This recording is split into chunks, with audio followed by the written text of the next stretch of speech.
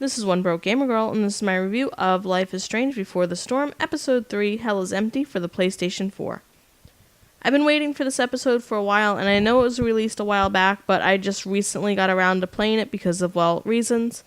Anyway, I was pretty excited to get back into this game, which has kind of been a conflict-type game for me. I've enjoyed watching Chloe become the Chloe we all know and love in Life is Strange, but I've had my doubts about this Rachel Amber that she kind of worships. Anyway, this game comes to its conclusion in this episode, and all is finally revealed. Picking up right where Episode 2 left off, Episode 3 starts off with Rachel finding out that her mom is really not her mom. This woman she thought she's seen her father cheating on with is her actual mom. Not to interrupt from the plot outline, but I want to add that I thought this was going to be one of those stories where her dad wasn't really her dad either. I thought maybe Frank was. Anyway, Rachel's dad will tell the story of how he met Rachel's mom, but she really wasn't mom material, so he basically dumped her and went for his more conservative wife, the proper wife of a DA. This leads to Rachel having this breakdown, and it's basically up to Chloe to save the day. She's tasked with finding Rachel's mom, which will get her and Rachel into a couple of life or death situations. You'll also get one more episode to be a complete and utter douche to David as he moves in and basically starts to take over.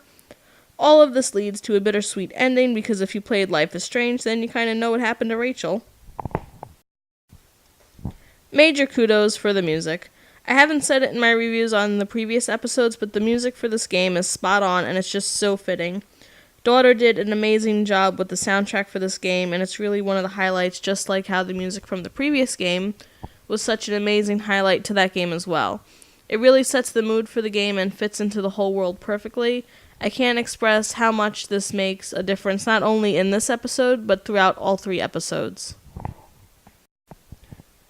I really enjoyed this episode. In the past 2 episodes, I felt like I had to play Chloe a certain way based on how she was represented in Life is Strange, but I threw all of those notions out the window and played her how I wanted to play her. Turned out, I enjoyed the episode a lot more and got a lot more out of it. I liked in this episode how Chloe finally got her first blue streak of hair before becoming the multicolored hair girl that we all know and love in Life is Strange. And she's starting to become that character that we know. There are a lot of revelations in this episode and a lot of twists and turns, and even though the episode was super long, it felt like it could have continued to play for at least a few more hours because I didn't want it to end.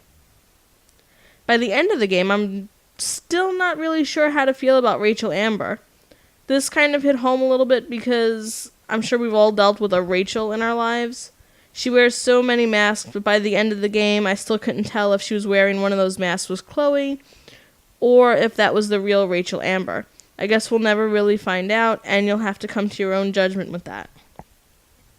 I will say that I did enjoy the game's ending, which did this little fast-forward type thing that ended with Chloe and Rachel being happy. But to the player, it's bittersweet because if you played Life is Strange, you know that Chloe is headed for a major heartbreak. That after the credits scene. I hate spoiling things for people in my reviews, and I'm not going to do it here, but there's this scene after the credits that at first looks cute and innocent, but the last, I'm going to say 5 seconds of that scene is so utterly disturbing that it just really hit this part of me. I don't even know how to explain it. In all my years gaming, I haven't had this happen to me, and it's one of these things that will stick with me when I think of this game every single time. If you played this game and you watched the game after the credits, let me know what you thought about that very final scene down in the comments section below. The playability of this episode was the same as it was throughout the whole game, which was a little wonky. For a game where really all you have to do is walk around and look around, you would think that the motion would be a little bit more fluid, but it really isn't. Chloe just feels really clunky as you're moving her around each level, and at times it's just awkward to play. While I didn't have any problems with the main playthrough, I did have the game fully crash on me as I went back in collectible mode. Although I was happy it didn't happen through my main playthrough, I was still kind of pissed that it happened through my collectible playthrough because it shouldn't have happened at all in the first place. For some reason, I felt like the graphics for this episode improved.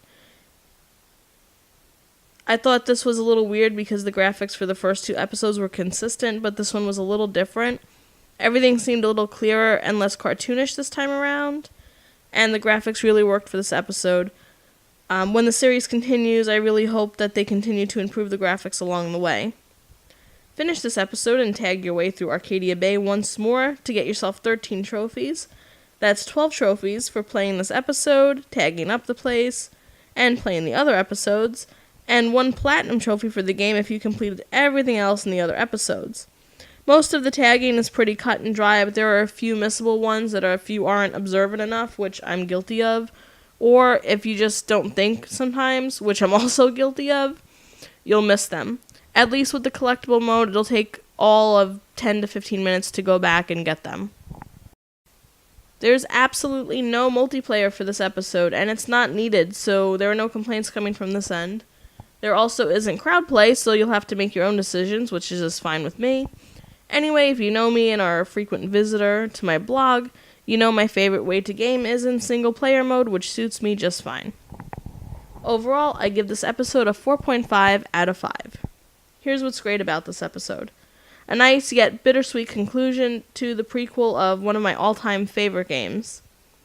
It has a solid storyline that wrapped mostly everything up nicely, even though there might be some questions left hanging over for the player to continue to think about. Not to mention, there are improved graphics that really brought the game to life, as well as some amazing music that brought the story to life as well. Here's what's not so great about this episode. This episode was played with Chloe being extremely clunky with her movements, and then there was the crash during collectible mode, which just didn't help this episode at all. I also want to take one more opportunity to say how disturbing that final 5 seconds after the credits were, and I really didn't think that it helped the game all that much. After playing all 3 episodes to completion, I have to say that this was a pretty decent prequel to a really awesome game that I fell in love with from the first episode. I will say that I felt a little powerless playing because no matter what, Chloe becomes the Chloe that you see in Life is Strange. So while it was nice to be able to play her, it really didn't impact what happens later on. Even if you play her as this super nice girl who just gets mixed in with the wrong crowd or person, try to have her get along with David, and do everything right, she still ends up where she is at the beginning of Life is Strange. It was a weird mix of enjoyable but also knowing that you can't stop the train wreck that becomes her life. I'm really eager to see where the farewell episode goes, because I have some expectations for it, but I'm going to say that if you're a Life is Strange fan, then this is just a game that you have to play because it gives you this bittersweet backstory on an iconic character.